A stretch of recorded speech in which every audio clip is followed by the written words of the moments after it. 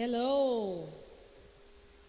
Vamos começar o nosso culto fazendo a leitura do Salmo 119.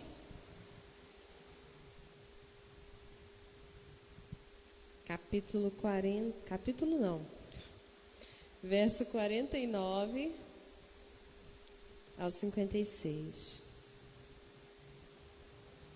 Aleluia. Obrigada, Senhor Jesus, por estarmos aqui. Tudo bem, você que está em casa? Nós estamos começando o nosso culto de quarta-feira, estudando a palavra do Senhor. Tivemos a nossa oração agora, no Salmo 23, lendo e orando, versículo após versículo. E agora nós vamos começar o nosso culto de quarta, com o Salmo 119, verso 49. Lembra-te da promessa que fizeste a este teu servo, ela é minha esperança. Tua promessa renova minhas forças, ela me consola em minha aflição. O tempo todo os orgulhosos me desprezam, mas eu não me desvio da tua lei. Medito em teus estatutos tão antigos, ó Senhor, eles me consolam. Fico furioso com os perversos, pois eles rejeitam tua lei. Teus decretos são o tema de minhas canções, na casa onde tenho vivido. À noite, penso em quem tu és, Senhor. Portanto, obedeço a tua lei. Assim, passo meus dias obedecendo as tuas ordens. Até aqui. Amém? Que salmo maravilhoso. Feche os seus olhos aí na sua casa. Feche as portas. Busque agora estar concentrado para oferecer ao Senhor toda a sua atenção, toda a sua concentração. Vamos orar ao Senhor mais uma vez. Senhor, continuamos em tua presença e desejamos nela permanecer até que tu voltes e venha nos buscar. E em tua presença viemos confessar, Senhor, que nós somos fracos, somos pecadores, somos debilitados, o nosso corpo é frágil e se fragiliza. Por isso nós declaramos a nossa dependência do Senhor e clamamos: tenha misericórdia de nós, Senhor. Nós nos apegamos às promessas, nós nos apegamos ao que nos consola nos dias da aflição. Nós nos apegamos, Senhor, a quem renova as nossas forças no dia que estamos cansados e abatidos, sobrecarregados. O Senhor nos convida a trocar o nosso peso com o Senhor. Seu fardo é leve, seu jugo é suave. Nós desejamos trocar com o Senhor. Colocamos em tuas mãos e diante de ti nossa vida, nossas debilidades e as nossas necessidades, Senhor. E pedimos: venha sobre nós, ó santa presença do Senhor, sarando o nosso coração, tratando o nosso coração, renovando as nossas forças para permanecermos aqui e aonde quer que for, buscando a tua face, adorando o teu santo nome. Obrigado por esta noite, Senhor. Obrigado pelos meus irmãos que estão em casa. Pedimos a tua bênção para os que estão debilitados por causa do Covid ou de qualquer outra enfermidade. Pedimos a tua bênção, Senhor, para os que estão no hospital aguardando o resultado de exame. Ó Senhor, fortalece o organismo para combater esse mal. Fortalece-nos, Senhor, para vencer dia após dia, Senhor, essa doença que está entre nós. Dá-nos sabedoria, que sejamos obedientes para seguir o que tem sido recomendado. Dá-nos sabedoria no agir, no falar, onde entrar, como entrar. Ó Senhor, ajuda-nos. e restaura os que estão fracos e adoentados, para que voltem à comunhão com o corpo de Cristo, para que voltem a seus lares e com seus filhos possam estar. Em nome de Jesus, quero te agradecer, Senhor, pela saúde que tem renovado da Daniele, a nossa prima que está lá em São Gonçalo. Obrigada, Senhor, porque ela tem se fortalecido, tem recebido o tratamento e o Senhor tem sido bondoso. Obrigado pelos seus filhos, pelo seu marido. Te damos graças, Senhor, porque sabemos que é o Senhor que cuida de nós e em tudo há um propósito para ensinamento. Muito obrigada, Senhor. E por todos os meus irmãos que têm enfrentado este mal, dá saúde, Senhor. Traz renovo, Senhor. Estabelece novamente a saúde dos meus irmãos. Em nome de Jesus eu oro ao Senhor, crendo que o Senhor nos escuta, crendo que o Senhor recebe a minha oração, pelo perdão dos meus pecados, pelo sangue precioso de Jesus Cristo, na cruz do Calvário. Amém. Amém. Vamos ouvir a palavra do Senhor. Oi?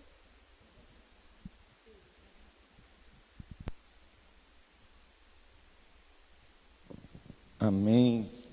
Graças a Deus. Vamos abrir a palavra do Senhor em Juízes, capítulo de número 6. Juízes. Estamos trabalhando nas quartas-feiras com o livro de Juízes. E a temática, o tema de hoje é sobre arrependimento ou remorso. Arrependimento ou remorso. Juízes, capítulo de número 6, verso de número 1, diz assim: De novo os israelitas fizeram o que o Senhor reprova, e durante 7 anos ele os entregou nas mãos dos midianitas. Os midianitas dominaram Israel, por isso os israelitas fizeram para si esconderijos nas montanhas, nas cavernas e nas fortalezas.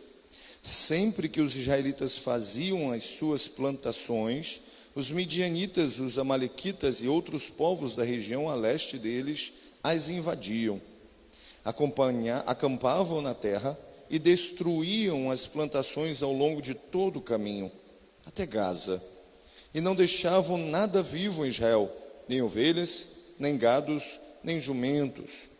Eles subiam trazendo os seus animais e suas tendas, e vinham como enxames de gafanhotos. Era impossível contar os homens e os seus camelos.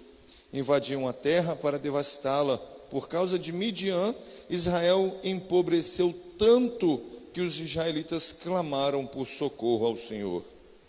Quando os israelitas clamaram ao Senhor por causa de Midian, ele lhes enviou um profeta que disse: Assim diz o Senhor, o Deus de Israel: Tirei vocês do Egito, da terra da escravidão. Eu os livrei do poder do Egito e das mãos de todos os seus opressores.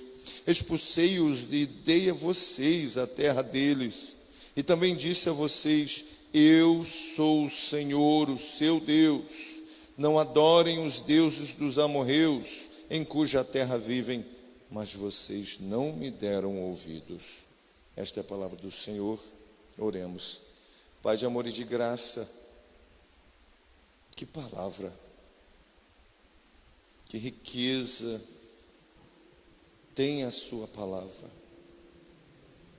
Que o Senhor venha através dessa palavra nos alertar e nos despertar ao arrependimento verdadeiro e não ao remorso.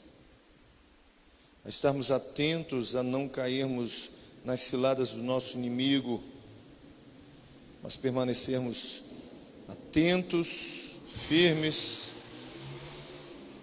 no Senhor, que é o autor e consumador da nossa fé. Amém. Juízes 6, a gente tem acompanhado e trabalhado ao longo desse ano, ou dessas quartas-feiras, a história do Senhor através dos juízes. Passamos pela introdução, passamos pelo primeiro juiz Otoniel, passamos pelo canhoto Eude, passamos por Débora e Baraque, e agora a gente chega a Gideão. A gente vai dar uma introdução hoje para depois falar especificamente sobre Gideão. O verso de número 1 inicia dizendo que os israelitas fizeram novamente aquilo que o Senhor reprova.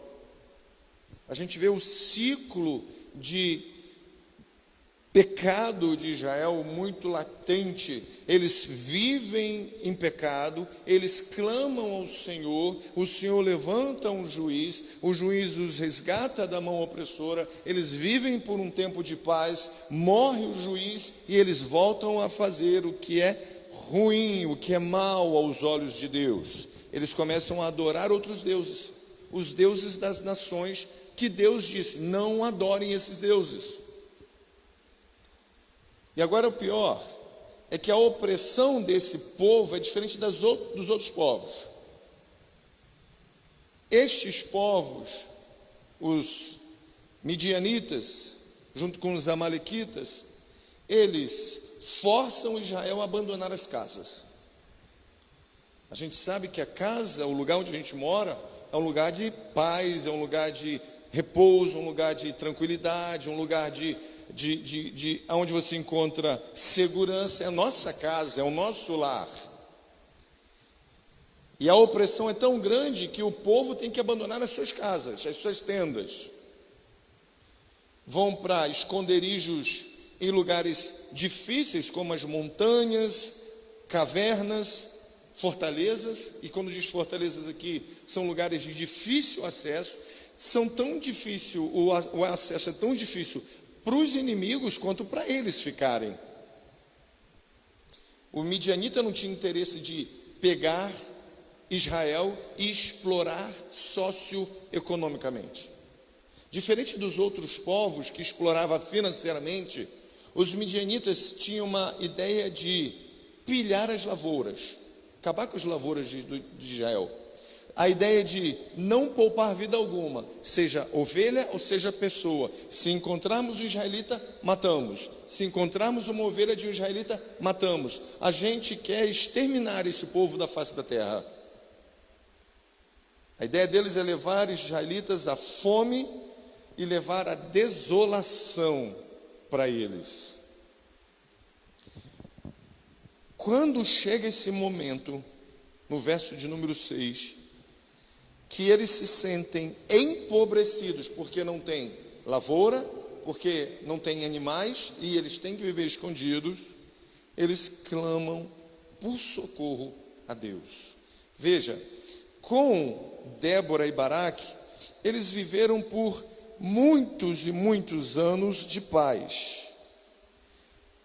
Com a morte de Débora e de Baraque, agora eles vão ficar por 7 anos de opressão. É menos tempo do que durou as outras opressões. Tiveram opressões de 8, de 19, de 40 anos. Agora a opressão são só 7 anos. Só que essa opressão está alcançando algo que é pior do que as outras. Está acabando com o que eles tinham para se sustentar. Está acabando com o que eles tinham como casa. Antigamente a opressão era: poxa, a gente é oprimido, a gente dá dinheiro, enquanto a gente der dinheiro, a gente pode ter o que a gente tem.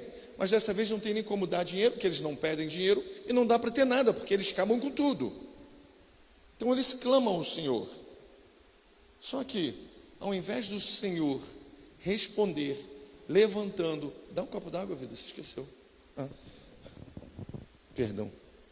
Ao invés de levantar agora um juiz para ir lá e libertar, Deus manda um profeta. Todas as vezes Deus levantou um juiz. Débora foi uma juíza, ela não foi para a guerra, ela não foi uma sacerdotisa, ela foi uma conselheira, uma profetisa. E quem foi para a guerra foi Baraque, um homem. Todas as vezes que Israel estava por opressão, o Senhor levantou um libertador. Mas dessa vez, Deus não levantou um libertador. Deus levantou um profeta.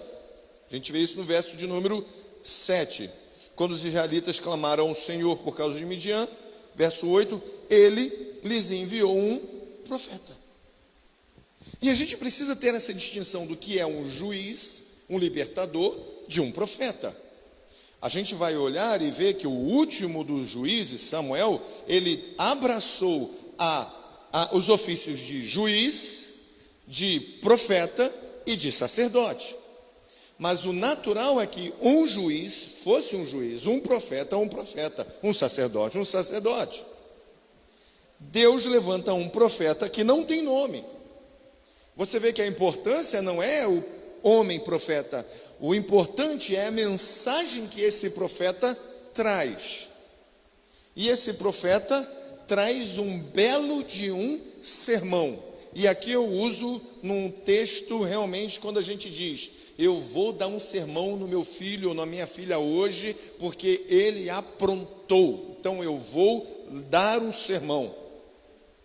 Imagine, você está passando por um momento difícil, você está passando por opressão, você está sendo explorado, você está perdendo todas as suas finanças e clama a Deus por um socorro, e Deus levanta um profeta e diz: assim diz o Senhor, o Deus de Israel, eu tirei vocês do Egito, da terra da escravidão, eu os livrei do poder do Egito e das mãos de todos os seus opressores, eu expulsei-os e dei a vocês a terra deles, e também disse a vocês: eu sou o Senhor, o seu Deus, não adorem outros deuses dos amorreus em cuja terra vivem. Mas vocês não me deram ouvidos. Olha o que eu fiz por você, Israel. Olha como eu atuei poderosamente libertando vocês da escravidão, mas vocês não me deram ouvidos. É basicamente o que os pais falam para os filhos, quando os filhos fazem algo que os pais dizem: não vai, porque você vai quebrar a cara. E os filhos vão e quebram a cara, e quando vem, o que ouvem? Ouvem um profeta pai, uma profetisa mãe dizendo: eu te disse. Agora, por que Deus dá essa resposta e passa esse sermão? Por que Deus dá essa resposta para o povo que está clamando através de um profeta, com esse sermão que à primeira vista parece duro? Primeiro, para que eles apreciem a libertação futura. Eles precisam entender por que eles precisam ser resgatados. Para eles entenderem o que Deus vai fazer, o milagre que Ele vai fazer, a libertação futura, eles precisam entender por que eles precisam ser resgatados. É isso que quando a gente diz: olha, antes de pregar as boas novas, precisamos pregar as más novas. Antes de dar uma boa notícia, Deus enviou o seu Filho amado para que viesse nos salvar, precisamos mostrar as más notícias. A gente precisa ser salvo, porque pecamos. Por que é fácil pregar o evangelho para pobres? Porque normalmente a ideia é que os pobres encontrarão algum socorro em Jesus. Então se diz: olha, Ele vai te livrar da opressão, Ele vai te livrar das dificuldades, Ele vai te dar uma nova vida, Ele vai te colocar sentado com os príncipes dessa terra. Então a pessoa olha e vê: eu tenho uma esperança de sair desse âmbito que eu me encontro. E por que é difícil pregar o evangelho para rico? Porque rico tem tudo. Rico tem plano de saúde, rico tem casas, rico tem móveis, tem carros, tem contatos, tem influência, tem tudo. Então falar para ele que ele precisa de Jesus para que ele venha estar bem, ele vai dizer: mas hoje eu estou bem, eu tenho tudo. E essa ideia de que mas é para preencher um vazio que você sente quando dorme. Tem rico que não tem esse vazio quando dorme, porque ele toma remédio, ou porque ele bebe. Agora, quando a gente mostra que independente de ter riquezas ou pobrezas, a má notícia é que todos nós pecamos, estamos destituídos da glória de Deus, precisamos de um Salvador. Então, o que o Senhor está fazendo através desse profeta é dizer: olha o que eu já fiz. Veja, vocês estiveram presos, vocês estiveram em opressão, vocês estiveram debaixo de um jugo, mas eu já libertei vocês. No entanto, vocês não quiseram permanecer debaixo da minha palavra, e por isso estão em pecado. Vocês estão assim porque eu disse, não adorem outros deuses. E vocês estão assim porque vocês adoraram outros deuses. Vocês se tornaram idólatras. Vocês não creram e não confiaram que eu seria o suficiente para libertá-los do Egito e mantê-los livres até a consumação dos séculos. Vocês se largaram em adorar outros. Então o Senhor está dando esse sermão através desse profeta para que eles apreciem, para que eles entendam profundamente a libertação futura. Para que eles entendam o porquê deles estarem encrencados. Por isso que o profeta quer que eles vejam que onde a idolatria levou eles.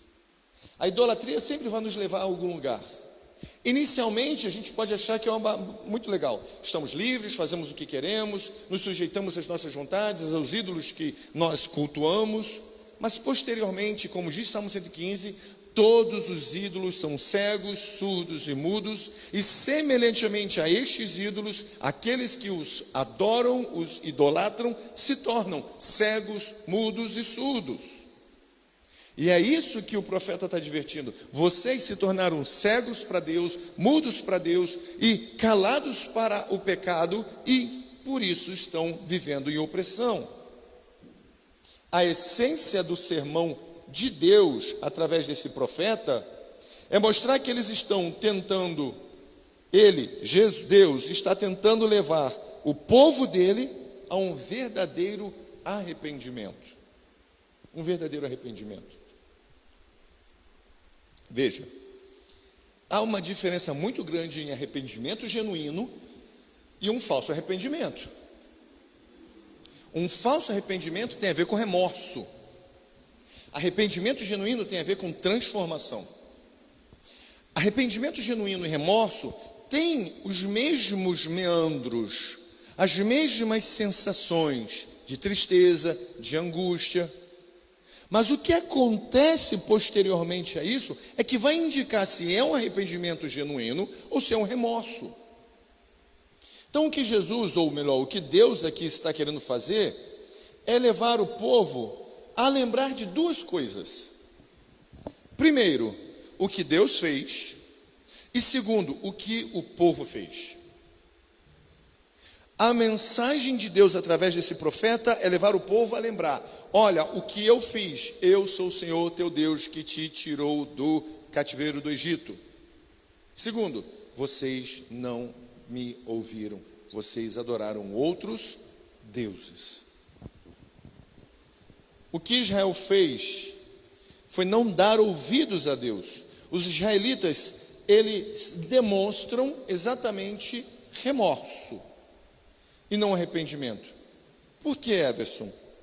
Porque você vai olhar que o livro de Juízes é essa coisa cíclica, em que o Josué e a geração de Josué morre, agora está numa terceira geração. Essa terceira geração, eles não conhecem a Deus, ou seja, eles não querem levar em consideração o que Deus fez, a libertação que Deus fez, mas eles querem viver segundo a sua vontade.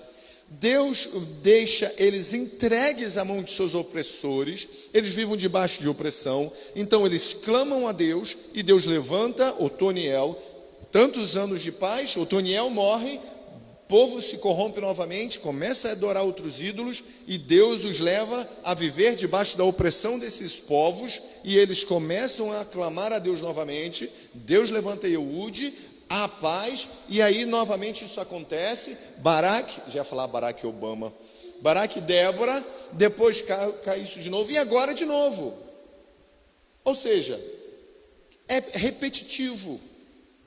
Se fosse arrependimento, não teria mais isso. Porque quando a gente olha para o povo cristão do Novo Testamento, o arrependimento deles levava eles à morte, porque eles não iriam negar a Cristo em prol de viver uma vida de pecado, eles viveriam para Cristo. Aqui a gente olha e vê que eles estão com remorsos e não com arrependimento. Os dois sentimentos são marcados por grande tristeza e aflição, mas são completamente diferentes um do outro. Primeiro, eu queria ler com vocês 2 Coríntios, capítulo 7, verso de número 10. Olha o que Paulo diz. 2 Coríntios 7, verso 10. Diz assim: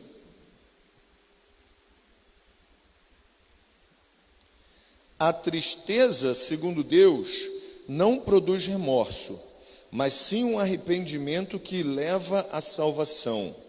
E a tristeza, segundo o mundo, produz morte.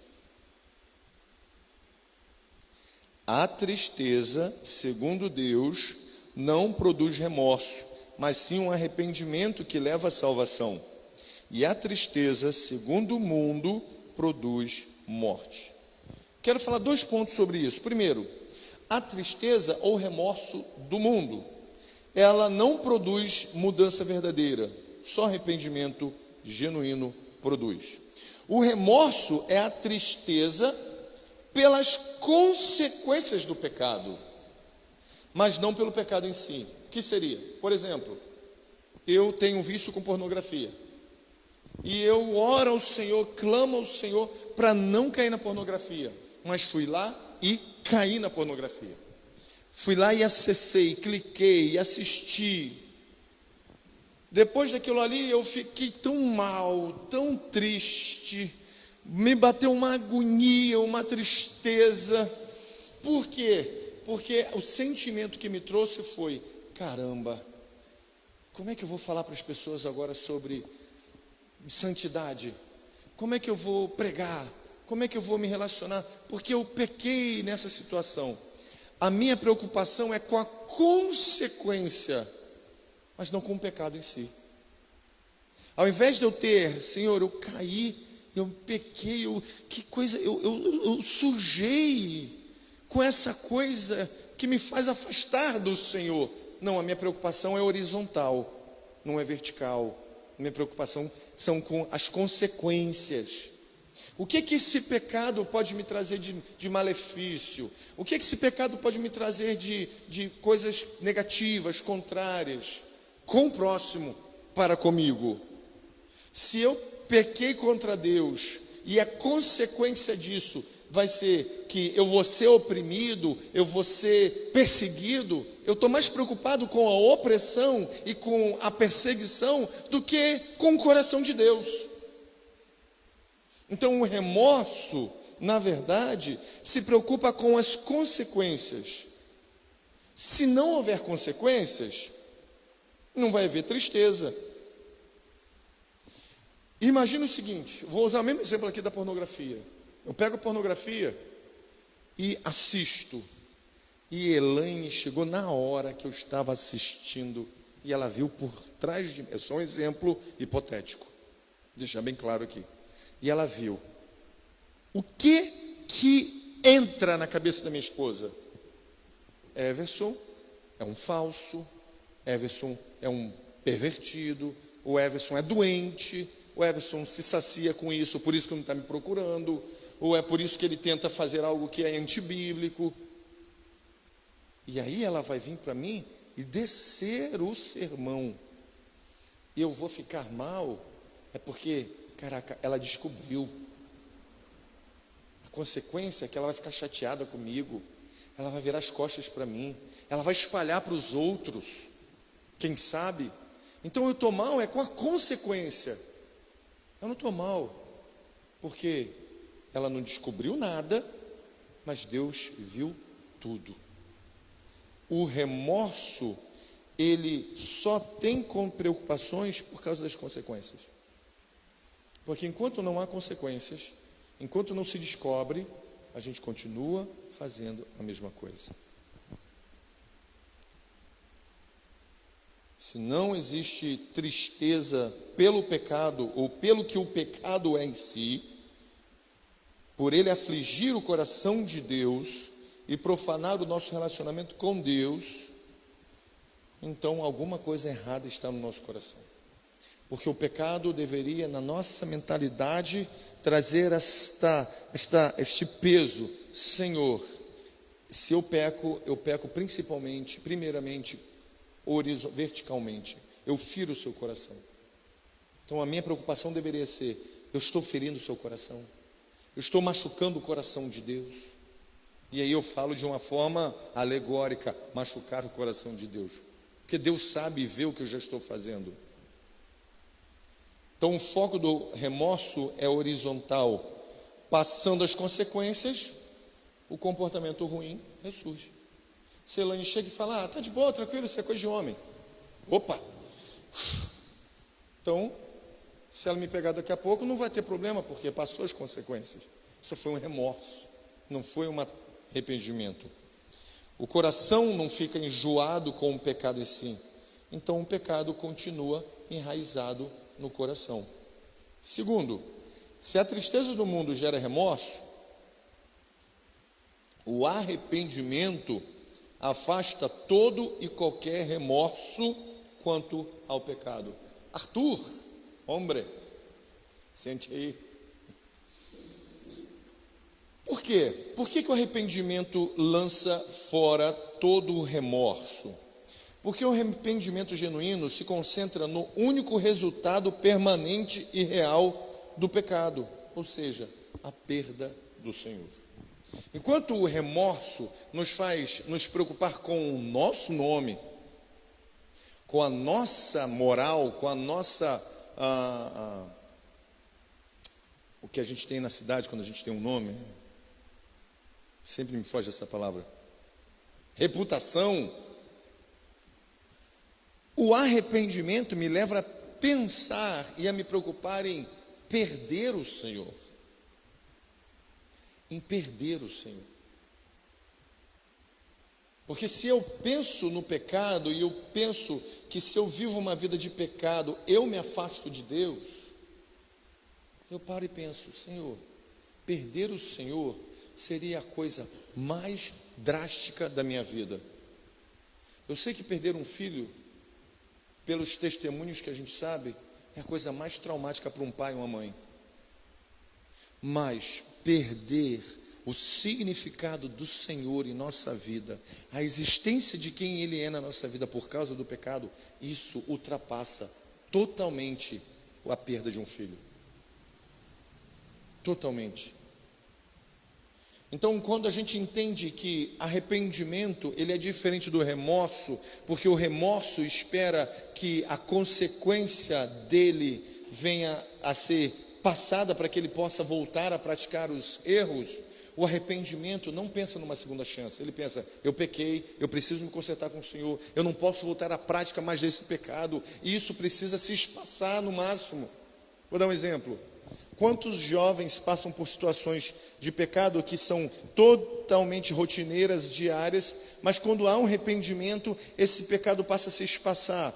Poxa, ele pecou, agora esse tombo que ele toma, demorou 1 ano para ele voltar a praticar. Caramba, agora ele se arrependeu, passou a ser 2 anos, agora passou a ser 10 anos, e começa a se espaçar de um tempo que esse pecado passa a não ter mais a força que tinha. Isso é a demonstração de um arrependimento.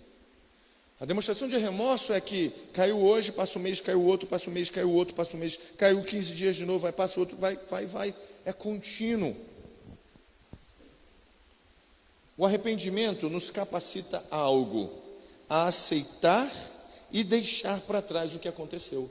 Enquanto o remorso fica na nossa mente: poxa, olha o que aconteceu, Elaine me pegou fazendo o que era errado, que vergonha. O arrependimento me faz esquecer, ou me faz deixar para trás. Eu pequei, eu me arrependi, ficou para trás. A palavra do Senhor nos diz que o Senhor lança fora o lembrar acerca do nosso pecado. Por quê? Porque o nosso pecado foi lavado pelo sangue do Senhor. Se nós nos arrependemos dele, isso é um indicativo de que fomos perdoados. O arrependimento me mostra que o erro que eu cometi há um ano atrás, o pecado que eu cometi há um ano atrás, se eu me arrependi dele, ficou para trás. Eu não posso ficar carregando o pecado nas minhas costas. Eu não posso ficar carregando a consequência do pecado nas minhas costas. Eu não posso ficar lembrando e me martirizando.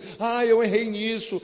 Eu pequei nisso. Tá bom, eu pequei nisso. Eu errei nisso. Eu me arrependi. O Senhor já me levou ao perdão. Agora eu vou continuar a minha vida. Eu vou seguir minha vida. Há ainda algo que eu preciso continuar a fazer, que é servir a Deus.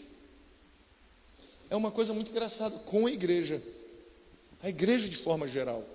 A igreja, ela não consegue viver isso. É incrível como que nós, como igreja, temos a tendência de falar sobre o perdão, mas sempre lembrar e querer jogar na cara o pecado do irmão. É incrível isso. Como igreja, de forma geral, a gente é capaz de dizer para um ímpio que matou e se arrependeu e se converteu, a gente abraçar, mas é incapaz de perdoar o irmão, seja ele líder ou não, principalmente o líder, que pecou e se arrependeu. Veja, o Jimmy Swaggart, que foi um pregador da década de 70, 80, assembleiano, pregava muito, ainda prega, caiu com a secretária, se arrependeu, pediu perdão para a igreja, transmitido ao vivo. Eu nunca vi um pedido de perdão tão lido na face da terra. Só acessar Jimmy Swaggart pedindo perdão. E ele prega belamente, então ele pede um perdão belamente, em lágrimas. Muitas vezes ele era lembrado do seu pecado, e muitas igrejas viraram as costas para ele. O ministério, e ele continuou com a esposa, segue a vida dele. Quantos líderes a gente encontra que caíram porque pecaram, vacilaram, mas se arrependeram, foram perdoados pelo Senhor, passaram pela disciplina eclesiástica, mas a igreja não demonstra o perdão. É incrível. E aí, joga nas costas de alguém que o Senhor já perdoou um pecado que o Senhor não tem mais com ele. A gente está muito distante da realidade da palavra do Senhor. Então o arrependimento nos capacita a aceitar e deixar para trás aquilo que aconteceu. Ao entender que Deus nos perdoou e que não o perdemos, sentimos que os resultados terrenos são mínimos em comparação com as consequências espirituais futuras. Se eu entendi que Ele me perdoou, meu irmão, o que eu passo por aqui é fichinha. Se eu entendo que Ele me perdoou, o que eu passo por aqui, uma crítica, uma pontada de dedo, não é nada. Porque o que Ele passou foi muito maior do que eu passei. O que Jesus experimentou foi muito maior do que eu passei. O Tim Keller, ele faz a seguinte frase, citando: eu mereço coisa pior do que isso, e Jesus sofreu o verdadeiro castigo, que jamais me atingirá. Eu merecia coisa pior do que ser descoberto com pecado, mas Jesus passou por algo maior, a fim de que eu jamais passe por aquilo que eu merecia, porque o Espírito do Senhor me levou ao arrependimento. Agora, o interessante é que após o arrependimento existe a restauração. Deus faz essa restauração. O remorso tem a ver com o nosso ego. Fui injustiçado, minha vida está em frangalhos, mas o arrependimento tem a ver com Deus, aquilo que Deus fez, aquilo que Deus opera. Voltando ao texto de Juízes, os israelitas são idólatras, eles não se arrependem, porque o que acontece? Eles empobreceram. Olha o que o versículo 6 diz: por causa de Midian, Israel empobreceu tanto que os israelitas clamaram por socorro ao Senhor.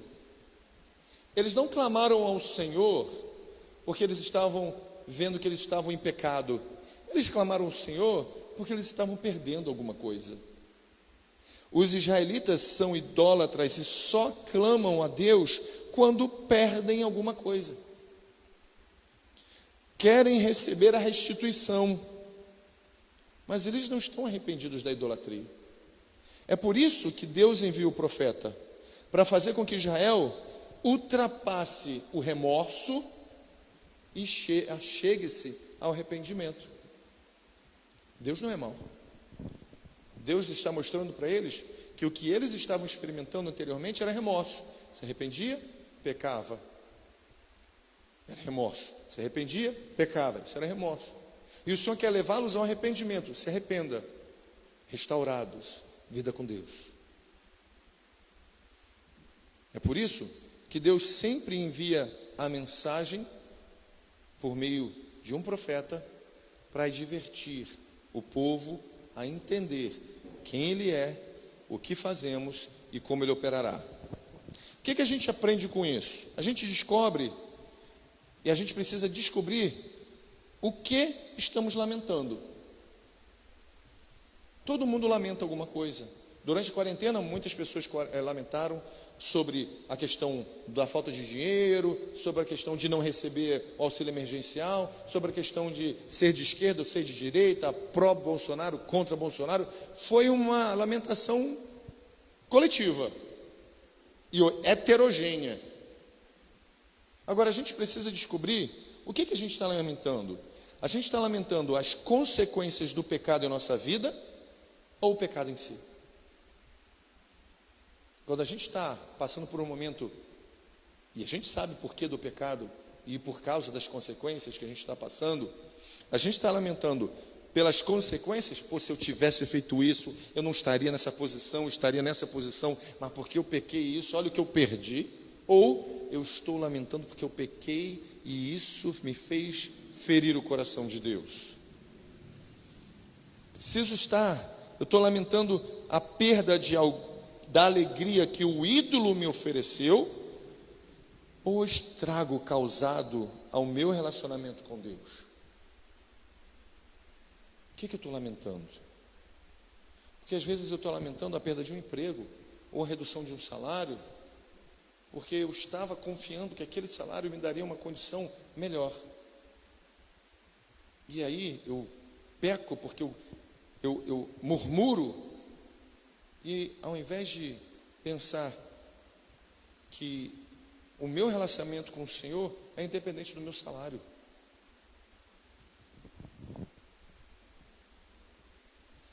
Temos de ouvir a palavra de Deus. Duas coisas para a gente terminar, para entender que a gente precisa ouvir a palavra de Deus. Suplicaram por um milagre. O povo de Israel, ele suplicou por um milagre, e o Senhor deu um sermão, exposição da palavra de Deus. Não se pode viver sem estudar a Bíblia. Cristão não pode viver sem estudar a Bíblia. É nela que nós aprendemos a nos conhecer e a conhecer Deus, a conhecer os nossos pontos frágeis, a conhecer o que é um ídolo na nossa vida, a conhecer aonde nós estamos nos entregando e aonde a gente não poderia nos entregar, aonde o nosso coração está aberto e aonde o coração deveria estar fechado. A Bíblia, ela é o instrumento de Deus para nos avivar espiritualmente. Se eu não leio a palavra do Senhor em casa e ela me aviva em casa, eu posso estar vivendo uma emoção em outro lugar e na própria comunidade. Porque se eu não tenho o hábito, a alegria, o prazer de diariamente estudar, ler a palavra com cuidado, anotar, pontuar, eu não vou viver um avivamento. Avivamento não é, Senhor, aviva agora, nós vamos mover aqui. Porque avivamento não tem a ver com o que eu peço, tem a ver com o que eu leio e clamo pelo que está escrito. É o Espírito que traz o avivamento quando Ele quer, como Ele quer e da maneira que Ele quer. Se tivesse uma fórmula para avivamento, não existiria mais um ímpio na terra. Porque as igrejas fariam a fórmula A mais B é igual a C. Mas não existe. O que a Bíblia nos convida é: ore, leia a palavra, clame. Se o Espírito quiser avivar, Ele vai avivar. Mais cedo ou mais tarde Ele vai avivar a igreja dele. Agora, não se pode viver sem estudar a palavra, porque é ela que aviva-nos espiritualmente. A gente precisa discernir em nós mesmos a diferença entre esses lapsos normais, ou seja, cara, eu caí hoje, mas a última vez que eu caí nesse negócio tem 1 ano e meio. Não, a última vez que eu caí nisso tem 10 anos. Ou, se elas ocorrem na estrada, precisamos discernir em nós mesmos a diferença entre lapsos normais que ocorrem na estrada do crescimento espiritual, ou se estou realmente num atoleiro, se é um padrão repetitivo que mostra a minha falta de progresso verdadeiro. A gente precisa identificar isso. Senhor, caramba, eu estou caindo nisso continuamente, eu preciso identificar aonde eu tenho colocado meu coração. Por que eu tenho caído continuamente nesse mesmo pecado? Se você continua caindo na mesma coisa espiritual e suas quedas não diminuem em número ou intensidade, talvez você e eu estejamos sentindo remorso, não arrependimento. Conclusão, 3 perguntas para a gente fechar o estudo de hoje. Nós sentimos remorsos, mas não arrependimento por alguma coisa do passado ou do presente? Vocês sentem remorso, mas não arrependimento por alguma coisa do passado ou do presente? Às vezes a gente tem que lembrar e parar para pensar, será que eu realmente me arrependi daquilo que eu fiz lá atrás, ou eu sinto um remorso? Será que eu fiz? E será que eu estou disposto a me arrepender? Porque arrependimento tem a ver com que expor a reputação à vergonha. E não ter medo de passar pela vergonha. O remorso é o oposto.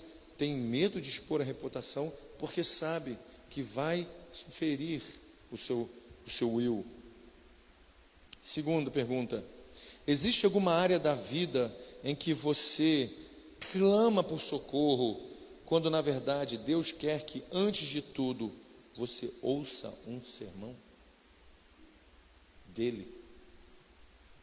Existe alguma área na vida que a gente está clamando, Senhor, ajuda-me nessa área espiritual, ou Senhor, ajuda-me nessa área financeira, ou Senhor, me ajuda nessa área relacional, ou Senhor, me ajuda nessa área de pecado, e o Senhor está dizendo assim, você precisa ouvir um sermão. Não vou te ajudar agora. Você precisa ouvir um sermão. Existe alguma área? Eu acho que eu contei umas inúmeras da minha vida. Se eu for sentar e orar assim, Senhor, quem dera se o Senhor, eu sei que eu ia tremer igual a vara verde, mas quem dera se o Senhor chegasse e sentasse assim, Everson, senta aí, que eu quero te passar um sermão. Tipo aquele pessoal mais antigo, que Deus pegava a pessoa e falava assim, levantava o vaso dele, o servo dele, e o Senhor quer um tempo contigo, preciso te entregar algo em particular. E aí a gente sabe que é de Deus, não é coisa da cabeça. Aí vem o Senhor e pai, e você fala assim, é tudo isso, é tudo isso, é tudo isso. E aí a pessoa diz, eu sei que é tudo isso, porque é o Senhor quem vos está dizendo isso. Será que a gente precisa desse sermão? Primeiro, para que depois venha a ajuda dele? E por último, a terceira pergunta, de que forma saber que Deus está agindo em nossa vida por meio da graça, antes mesmo de voltarmos para Ele, nos incentiva a nos arrepender e sermos obedientes? Vou encerrar isso com essa leitura aqui.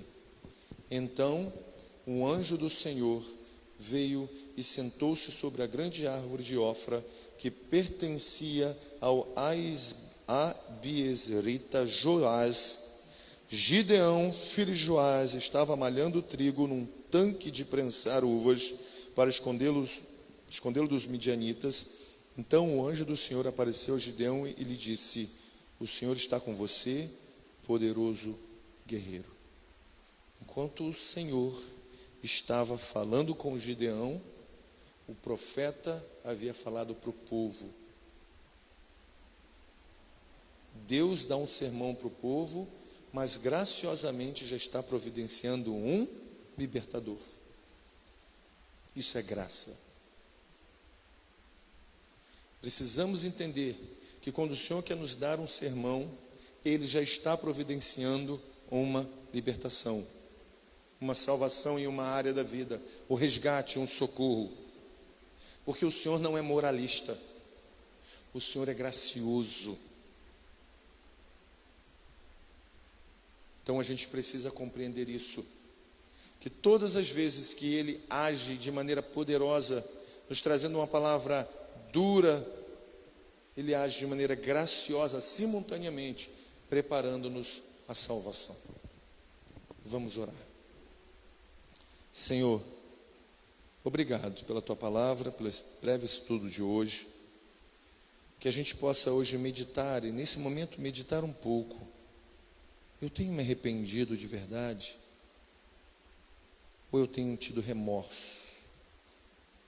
Eu tenho me arrependido de verdade, crendo, entendendo que eu estou ferindo o Senhor quando eu peco, que não faz sentido nenhum viver uma vida de pecado, porque isso me afasta do Senhor. Porque se eu estiver pensando assim, Senhor, e me arrepender de verdade, eu vou desfrutar da Sua presença poderosamente. Mas se no meu coração o que tem é uma tristeza pelo remorso, porque o que vão pensar do meu pecado, das consequências que podem vir contra a minha vida, a punição, o castigo, o inferno, eu não vou desfrutar do Senhor. Nós queremos desfrutar do Senhor. Nós queremos nos deleitar no Senhor, nos exultar no Senhor, ter alegria no Senhor, desfrutar do Senhor, beber da água do Senhor, comer da comida do Senhor. Então nos traga ao arrependimento, mediante a pregação da Tua palavra. E que se amanhã pela manhã, ao lermos o nosso devocional, a Sua palavra vier com forma dura, rígida, forte, nós também entendemos que o Senhor já está nos providenciando uma salvação, um escape, um socorro, uma ajuda. Obrigado, Senhor, pela essa introdução ao capítulo que fala sobre Gideão. Que semana que vem a gente possa ver como a graça do Senhor se desenrola e se desdobra na salvação de Israel. Obrigado porque, graciosamente, o Senhor já nos deu um Gideão muito mais perfeito, que não precisou de uma prova para servir ao Senhor, mas ele se entregou na cruz do Calvário e foi a prova evidente do amor do Senhor para com as nossas vidas. Jesus, o nosso bom pastor. Amém. Graças a Deus. Domingo que vem nós temos ceia. Esse mês de outubro estamos tendo ceia todos os domingos, que é o mês da Reforma Protestante. No domingo também teremos o nosso momento de oração, às 19 horas até às 19h30, uma oração comunitária.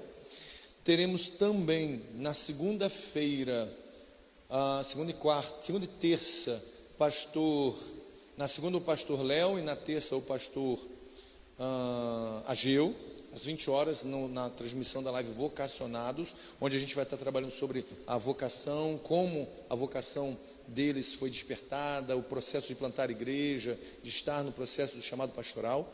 Quarta-feira a gente está aqui de volta com a nossa oração. Mais alguma notícia, algum recado? Não? Então vamos orar aqui para terminar. Senhor, nós bendizemos o Teu santo nome, agradecemos ao Senhor, obrigado pela vida do Evaldo, obrigado pela vida, Senhor, do Arthur, da Elaine, minha vida, obrigado pela vida daqueles que estão em casa, dos nossos irmãos, membros dessa comunidade de fé, obrigado pela vida do artista, que fez ontem 77 anos de idade, com alegria, com a saúde que o Senhor tem dado à sua família. Pai, obrigado por essa família, obrigado porque o Senhor tem dado graças às nossas vidas, obrigado pelos membros de nossa comunidade, obrigado por aqueles que já foram, obrigado por aqueles que estão vindo, obrigado, Senhor, porque o Senhor graciosamente tem nos ensinado a confiar no Senhor e a oferecer a nossa vida diariamente ao Senhor. Assim nós entregamos essa comunidade nas suas mãos, este bairro nas suas mãos. Fala o nosso coração, fala o nosso espírito, aonde e como alcançar estas pessoas, como servi-los, como ser instrumento para esta comunidade, a fim de que o seu nome seja glorificado, exaltado, em nome santo de Jesus. Amém, amém e amém. Que a graça, maravilhosa graça do Deus Pai, que o amor, eterno amor de Cristo Jesus e as ricas e doces consolações do Santo Espírito seja uma verdade na vida da igreja, não somente hoje, mas para todo sempre. Amém, amém e amém. Graças a Deus.